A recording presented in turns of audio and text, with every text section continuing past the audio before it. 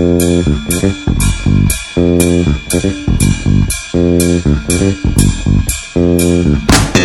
are listening to 104.1 KQTH Tucson's News and Talk.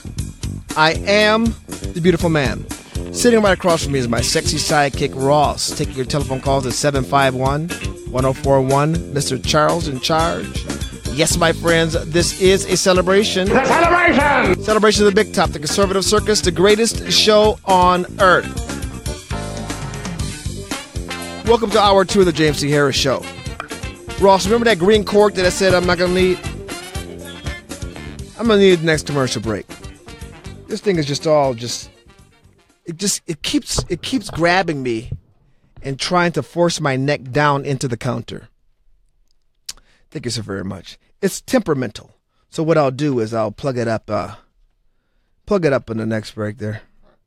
It clashes with my shirt and all that, but I know you're all about fashion, but I had a feeling you would want it because you move so much. Right. Not that that's a bad thing. You just move a lot. Right. Whereas I don't. Right. I was going to. I'm just gonna say this about former President Obama. He's back. He's messing with Trump, and he will fail. He will fail in the same way he failed in his presidency. He will fail in his post-presidential attempts to thwart President Trump. I think President Trump is part of their plan to dismantle everything. It's sort of like, for people don't know this, but there was a brief period in the Egyptian history where where Nubia conquered Egypt. They think that's where the Sphinx came from, because the Sphinx originally had a nose that was shaped like black Africans until Napoleon shot it off. Did you know that, Ross? Yeah, he did. He didn't like that. He didn't like the fact, it is said that Napoleon didn't like the nose. So he had his soldiers shoot it off. Well, Nubia conquered Egypt and ruled for a series of years. But once Egypt regained control, they totally wiped out all memory of Nubian rule, except for that big Sphinx.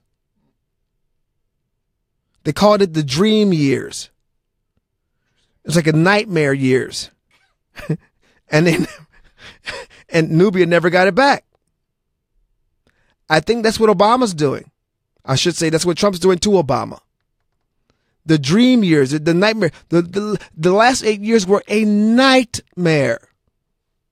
A nightmare of regulation, a nightmare of sycophant policies, destructive policies. And the Trump administration is about systematically erasing Obama from the national record. And it's going to be easier to do than most think because his stuff didn't come through Congress. They were mostly by executive order. So I'm going to enjoy this. I got my popcorn. I'm going to enjoy watching this politics. As President Obama collects another big fat check for a speech on the climate. Oh, this is so good. This is so good. All of the Obama supporters who are out there believing that this man was about the poor people. He's going to redistribute the wealth. He's against the fat cat bankers and all that. The people who support Obama, they remind me of? They remind me of the French. The French, who over the weekend put the little boy child in. What is he, 48, 49? I can say that now. I'm older. This is the guy who married his teacher. Not that there's anything wrong with, actually there's something very, very wrong with that. There is something very, very wrong with that. Well, she was like about 30. He was like 15. She was married with kids. She reminds me, and I did tweet this out. Let me see if I can find this. Let me go to my Twitter machine real quick here. All right. And now my Twitter machine, look at it. Oh, here it comes. Okay. Democrat. So Vila Fulanu just won the French election. Is that the guy's name who won the French election? No. Vila Falalu. No, that's not his name. See, but I said that's who won the French election. That's the guy who married Mary Landrieu. Remember her? No, not Mary Landrieu. What was her name, Ross? The teacher who married the kid. Oh, you don't remember that story? Oh, she's beautiful. She was a middle school teacher who had an affair with her student, and then she got sent to jail. And then while she was out on furlough or something like that, she met with him again in the car, and then they ended up having relations, and then she ended up getting pregnant by him. And then she left her husband and her kids and then married this kid. And they've been Mary Jo Paterno. You remember the Mary Jo Paterno story? I was just confused because I thought you were talking about the French president. Yeah, I am. Isn't it Macron? Yeah. See. But you didn't say that name. No, I didn't. Okay. No, I didn't. See. I said the name of the high school kid that married Mary Jo Paterno because it's the same damn thing. See? You get it? Gotcha. See? Yeah. I'm sorry if I ruined it. No, you don't ruin my joke. It probably was over the head of many people. I was going to say, because, like, he won in a landslide. Right. Right. I don't... Right. The kid that married his teacher. One, Mary Jo Letourneau. And this is the guy that everybody's afraid of, that, like, France is dead now, or that this guy's going to fix it? I think Mary Jo and her child lover, he's old now. He's like in his late 20s, I think. They got kids. They got a separate family. They're happy. She's out of jail. She's still a sex offender, but she got her man. It's the same thing with the French. Oh, right. This is the pro-EU centrist guy. Right. Gotcha. Right. And he's married. His wife is, I think his wife is damn near 70. He's 49. See. Now, folks say, well, wait a minute, man. Wait a minute. Trump's wife is like about 30 years younger than he is. Same thing. I said, no, it's not. Because Trump wasn't her teacher. If Trump was 30-something years old and then he married some 15-year-old girl or snatched up, he'd be in jail. Well, that's all I got to say about that. That's what the French elections mean to me. Lowest turnout in 40 years, by the way.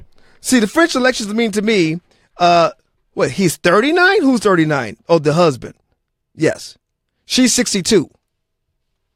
Wait, how old is the new Frenchy guy over there? She's 62. If I'm butchering his name, I apologize. It's Macron or something like that. He is... Why is it not telling me? 39. 39! Gosh, that's young. That's almost too young to be a world leader, isn't it? He's handsome. You have to be 35 to run for president in this country? No. He's 39. Correct? My spotter was right. He's 39. She's 62. Kennedy was our youngest president, right? 21 years. That's not too bad. Yeah. No, yes, he was. And he was how old? I don't know. 40-something. Kennedy was 40 in his 40s. I'm saying, can you imagine a 35-year-old running this country? I can if they were the right decision maker. That's tough. But most of our presidents have been 50, 60, 70s. I could imagine the incredible Mr. Lewis running the country in about 10 years. Oh, really? Yes. Okay. Other than that, maybe back maybe about 10 years ago when we had a Generation Xer at the age of 35, yes. A millennial at 35, no, I can't, no, not yet, no. Well, no, because the new adult age now for the millennials is 26. Before the millennials, you became an adult at 18. But now you become an adult at 26. That's what Obama has done for the millennials. He's stretched their childhood out another, 8 years. So I cannot see a millennial being president at 35. It's too young. By the way, I have hacked it up. It's that French, you know how you say croissant, Macron? Right. So sorry if I offended anybody by not pronouncing it correctly. What's his name again? Emmanuel Macron. Right. Macron, whatever. I don't care. You know what? That can't be considered racist. Why? Because it's French. French are white people. If this is one of them French African countries, then that would be racist. French New Guinea or whatever? Yeah, something like that. Yeah, that's all I got to say about the French election here. Obama got in. He he influenced the French elections, just like he tried to influence the Israeli elections, just like he tried to undermine. He was running for Hillary Clinton in the American elections. The only time he was successful was with the French. Doesn't that explain a lot? I think that explains a lot. The French. You're listening to 104.1 KQTH, Tucson's News and Talk.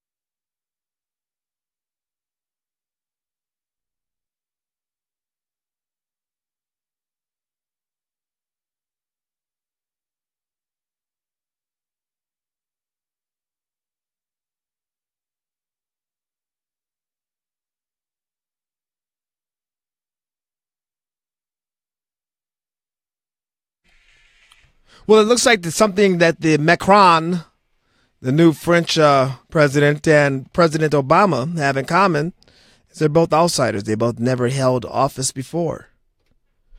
So that's one thing they have in common. We have Beth Ann from the great state of Pennsylvania that wants to weigh in on this. Beth Ann, welcome to 104.1 KQTH. Hello, sir. How are you? Fantastic. You know, I just want to have everyone just take note and just watch, because you're going to see the left, the rhinos, the Democrats embracing this man. He is going to be the globalist new golden child. He's going to take over where Obama left off. They're going to put all their energy onto him that they were going to hope to put onto Hillary. You're talking about the American left. Yes. I hope they do, Beth Ann. Because if from the little that I know about Macron, he is as far left as they are. And he, I had read something that he was kind of upset with Poland because Poland has not experienced the spike in violence. They have not experienced the spike in rape. They have not experienced property crime and all that kind of stuff. Why? Because Poland has not let Muslim immigrants into their country. Correct. Like France. Yes, but they're going to, and our mainstream media is going to praise him and praise all his policies and everything. Yes. And it's going to be fun. It's going to be great to watch how Obama reacts to that. This is going to be great. His ego. No, Beth. His ego. Beth, it's going to be great to watch because as he continues to implement these leftist policies, we're going to have fun with our popcorn watching the politics implode in France. You know it. It's going to implode. And that's where I am right now. Listen, if you want to go that direction, then we will sit back and we will watch you and we will, but not here. Not here. Oh, no. Oh, no, we don't want, but I just think it's very, like I said, it's going to be funny. And I said to a couple of my friends and family, I said, you watch and you see. And they looked at me like I'm crazy. I said, he's going to be the new golden boy. They're going to put all their energy to him that they're hoping to put to Hillary. And the same thing is going to happen, though. They're going to put that energy into Macron, and all he can do is be an utter failure because of where France is right now. He's going to double down on more of what got them there. I don't see, as I heard someone from France say today on a different station, I think it was on our morning show, Chris Plant's guy. He said, "Go to France now, enjoy it because it's almost gone. Go to France to see the last of what it is French because it's almost gone." And he's creepy. He's creepy. Does that creep you out? The whole, the fact that he's 39, his wife is 62. They met when he was a student. He was her student, and she, broke her family up so they could be together. Is that creepy? Yeah, but I don't think he's stable. And I'm not talking physically. I'm talking mentally. There's something there. I think he's very easy to manipulate. But I don't think he's stable. I think Obama was a little more stable than this guy. He's not stable. Okay, well, this is going to be even more interesting. I know that during the debates, I had read that his opponents, he said something about her. She said, "Look, I'm not your teacher. I'm not your teacher. You're not my student. You can't talk to me like this." I'm like, whoa! That was like a pop slap. Just brought his old wife into it. Old gal. Can you say that, or is that sexist? Well, in that case, it would be true, wouldn't it? Hey, she's my old lady. Hey, man, what? Yeah, that's my old lady. He probably couldn't get away with saying that about her, could he? Because she's, no, 62 is not old to me now, Charles. 62 is not old to me.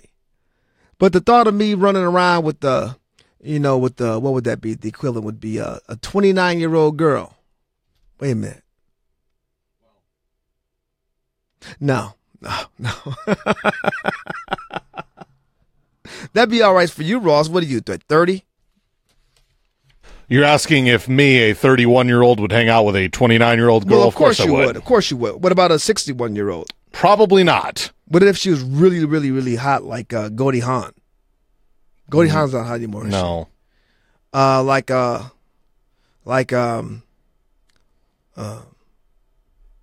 Susan Sarandon. No. Did you see Susan Sarandon at one of the award ceremonies? Did she really? Did you see that? Oh, no. She was like, she was hanging all out. It's more of your style right there. Susan Sarandon? Mm-hmm. No. You're the one that likes Nancy Pelosi. So. Well, see, that's a whole different kind of special. That's a whole different kind of special. You know, with Nancy Pelosi, we're coming up on our 1-year anniversary of our 2-minute love affair. Washington, D.C., the steps of the Capitol. She came strolling down the Capitol wearing that white pantsuit like a thin Chairman Mao. She's gorgeous. When we come back, I gotta do a little thing on this kid that was in middle school. You hear about the kid in the middle school got suspended for liking a photo on Instagram? I want to know who ratted him out. Yeah. We're going to listen to this story on the way out. I'm going to get your reaction to this. I'm telling you, this story, I think, speaks volumes to how our kids are being indoctrinated. When we talk about what's happening with the millennial generation, I don't blame the parents anymore. I was talking to a friend about this today. I blame the institutions that parents send them to. Maybe the parents are involved in that a little bit. But the thinking here is just so convoluted. We'll tell you about the kid who got suspended for liking a photo on Instagram when we come back. You're listening to 104.1 KQTH, Tucson's News and Talk.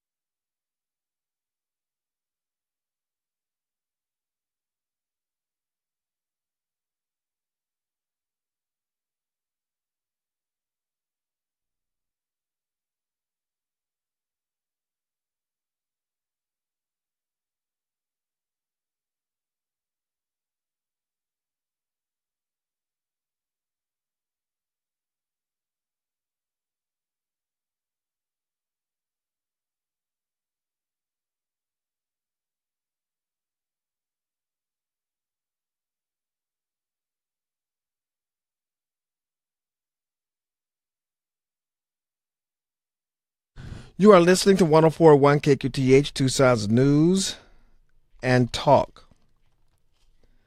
There's a young man who's found himself in a lot of trouble. An Edgewood Middle School student was handed a 10-day suspension for liking a picture on Instagram with the caption, "Ready." Ready. What was the picture? A letter of suspension for a like on social media, and it was all over this picture right here of a gun on Instagram. And now a Butler County family is pushing back after the school suspended their son. Fox 19 Now's Ken Brown broke this story on our app, and he and the family, they were all speaking along with the Edgewood Middle School in Trenton. So what's the latest, Ken? Well, Tricia, you saw the picture. It's a picture of a gun sitting on a table, and 7th grader Zachary Bolin, who walks through these doors daily, happened to see the post on Instagram and liked that post. Now, this wasn't done during school hours or on school grounds. 10 days time for a social media crime? I didn't think I did anything wrong. But Edgewood Middle School did when they found out 7th grader Zachary Bolin had liked a picture of a gun on Instagram. He never shared, he never commented, never made a threatening post, anything on the site. Just liked it. Next morning, they called me down and patted me down and checked me for weapons, and then they told me I was getting expelled or suspended or whatever. The note sent home to his parents said the reason behind the suspension was liking a post on social media that indicated potential school violence. I was livid. I mean, I'm sitting there thinking, you just suspended him for 10 days for liking a picture of a gun on a social media site. The gun in question is an airsoft gun, and it's something Zachary and his friends like to play with. But the caption concerned the school as it simply read, "Ready." The superintendent released a statement to Fox 19 which read in part, "I assure you that any social media threat will be taken serious, including those who like the post when it potentially endangers the health and safety of students or adversely affects the educational process." After a talk with school administrators, the Bolins tell us the suspension has been lifted and just in time for this middle schooler to get back to pursuing his dreams. There was this thing I was going to do, diesel mechanics, and I thought I wasn't going to be able to do that because this happened, but it's fine now. Now, while Bolin's suspension has been lifted, the person who actually took and posted the photo remains out of school at this time. And I want you to actually take a look, because right inside the doors of the middle school here is a billboard cautioning students to think about what they're posting on social media. Bolin's certainly going to think now about what he likes on social media as well. That's what he said in the conversation earlier tonight. We do also want to note that Edgewood Middle School sent an email out earlier this week telling parents of the alleged threat and notifying them not to worry, that their students and their children are safe here. 520-751-1041 is the telephone number. There are a lot of things wrong with this story. I wonder what stands out for you? What pops out at you? 520-751-1041. Middle schooler gets suspended for 10 days. Did you catch that at the end of the story? The student who posted the picture is still remained suspended. He's still suspended. But the kid who liked the photo of the airsoft gun on Instagram, well, he can go back to school now.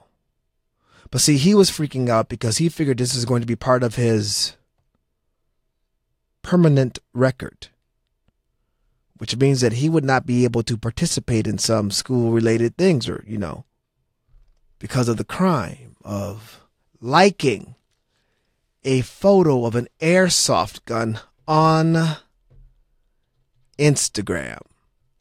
520-751-1041 is the telephone number, and we go to the phones. Dan, welcome to 104.1 KQTH. Does anything about the story stab out at you? So many, James, but I'll tell you the thing that made my blood run cold is what type of Gestapos do they have monitoring the accounts of kids or whoever on Instagram, then track down who those belong to, and when the kid came to school the next day, he's patted down? Yeah, Dan, that's what made my head explode. That one right there. Who? I tell you, I'm telling you, James, that just screams that a lot of things are being repeated back from, 1938 and 39. Dan, that kind of freaks me out. That freaks me out. And the kid who posted the picture on Instagram outside of school of a toy gun. Now, what is it? What kind of gun? It's airsoft gun. Yeah, he is still suspended. What are we watching, Dan? And then I'll say this thing, and I got to go. But the other thing too, the kid's worried about his future being. Yes, impacted. Dan.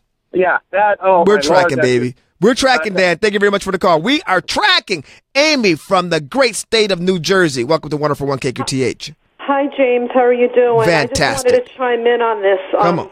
Because of this is like who's watching them online. The other thing, I'm going to tell you, they come home and they want my daughter to do apps. Like they say, do this Raz Kids app for reading or do this other. It's called Study Island. And I won't let her do it because I don't need to be monitored in my own home. Well, these apps... My daughter is not to be monitored. I don't know if they're looking at her face, what they're doing, if they can listen in on my house. I wrote a note to I didn't say why, but I didn't tell them that was the reason, but I wrote a note back to the school that I am not doing anything on the computer, school-based on the computer in the home, because I'm decreasing screen time on my daughter. I tell you what, there's a story out today about how people are using apps to spy, apps to listen in, all types of apps. When they're open on your phone, they're doing nefarious things that you never intended for that app to do. You are an excellent point there, Amy. And I told, you cannot let your kids have social media accounts. My daughter goes under my name on everything. If she's going to do something, it's under my name. How old is your daughter? She's 9. Yep, absolutely. If she's on YouTube, if she's on a YouTube video, it's under my account. She's not to have email. She's not to, when she signs up for apps, she's not to put in her information when they ask what her age is, her date of birth, nothing. You give nothing, you're anonymous. Your children need to be anonymous. Amy, thank you very much for the call. I appreciate you. All right. Let's go to Eric. Eric, welcome to Wonderful One KQTH. Pretty Orwellian, the whole thing. Pretty much. Yeah. For those that don't know it, they ought to read 1984 because this is the thought police all over again. The thought police. They're policing social. This is not a school-related event. This was not done on school time. How can the school suspend somebody for something they did privately because they don't like the content of the message, because they don't like the fact that this kid liked an airsoft gun? That's scary as hell, Eric. Very much so. Thank you very much for the call. And I love the way the mainstream media or little local media, they're, la-di-da-di-da. They're not asking any questions. How about asking the administration, how did you come about this information? Did another one of the kids sort of rat them out? Or are you guys a part of a surveillance? What? Were they being surveilled? Were they being surveilled? Ladies and gentlemen, joining us on the phone right now, the IT expert of the James T. Harris Show, Steve Spain. Spain, welcome to Wonderful One KQTH.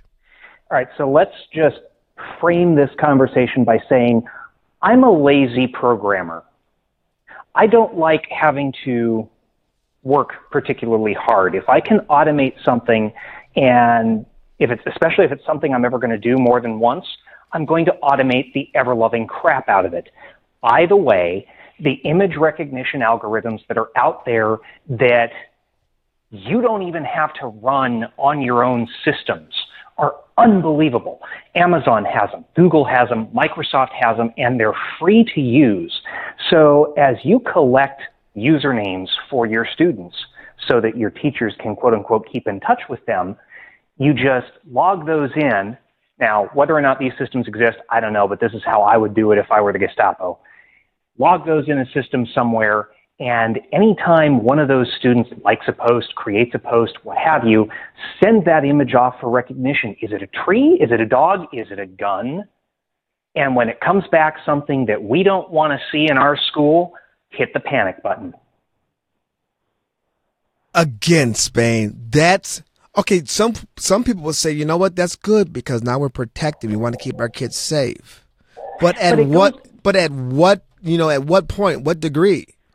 What's the cost? It goes back to several years ago when I don't even recall, I think it was Dianne Feinstein, was yakking about the Second Amendment, and she was standing up on stage with a rifle that she clearly didn't know how to handle because she stood there with her finger inside the trigger guard. This is again an instance of people not knowing what they're talking about when it comes to firearms and the Second Amendment. If the school administrators had half a clue, they would have known that this was airsoft and completely benign. But God forbid that, right? It looks like a gun. It must be a threat. Come on. But see, even if it were a real gun, is this the way you do it? You suspend the kids, so you piss them off even more. So then they whatever happened to the presumption of innocence before proven guilty? Again, there was no threat. How about common sense? How about pulling the parents in if you really think this is a threat? If you think it's a threat, how about pulling the parents in and everything and having a conference or something like that? You're just going to take the kid, bring them in and frisk them? You're going to pat them down and then suspend them? No, that's absurd, James, because parents aren't allowed to parent anymore. The government has to handle all of that. So the parents would be completely inept. If the parents would allow this kid in the same 3-block radius as anything that looks like a gun, they're clearly not equipped to parent a child. So the school has to take over for them, clearly. And that, my friend, that is where we are, and that is why we're having the problems that we're having today. Spain, thank you very much for the call. Let's go to Chuck real quick. Chuck, welcome to 104.1 KQTH. Well, first off, everybody's right. They got time to spy on our kids. I would call it borderline cyber stalking a juvenile. Yeah. They can't teach them to read or speak properly or use a tape measure. I mean, our education system's going the way of the rest of the government, and we should take the government out of it. Chuck, this is, again, one more notch in the mark it down. One of my angsts against public government-run schools. We've stomped over both the First and Second Amendment all with one foot. Yeah. And wait, we're probably hitting another one down there. What, you're going to put your hands on my kid? You're going to frisk him? You're going to frisk him and then you're going to suspend him? I'd be damned before I send my kid back to that school. You need a warrant, too, So there's another amendment. There you go. That's what I'm saying. But, my argument to someone the other day who said that the Founding Fathers didn't intend on us having an AR-15, I says, well, would you like your freedom of speech to only count for spoken word and quill pens? And what was their response? They didn't understand what I was Yeah, they probably didn't, Chuck. Thank you very much for the call, my friend. Thank you very much for the call. All right, my friends, I got so carried away, I'm not looking at the clock. It is 3:50. But this issue here is I agree with all of my callers. This is the government out of control. This is Brave New World. This is George Orwell. This is government. This is a nightmare. This is surveillance. This is about kids. And listen to that kid. He's freaked out now. He's going to become pacified by the state. He's a middle schooler and already is living in fear of the government. You're listening to 104.1 KQTH.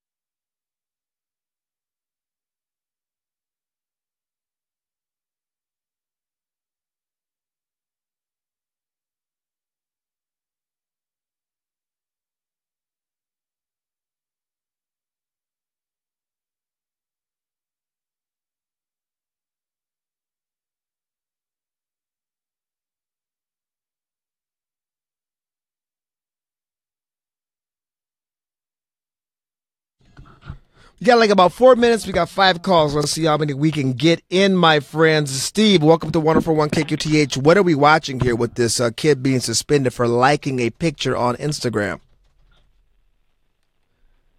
Yeah, I would love to see what the school thought about when I had my 13-year-old at a 4-day defensive handgun class with his mother and brother and I, if he would have posted some pictures of that.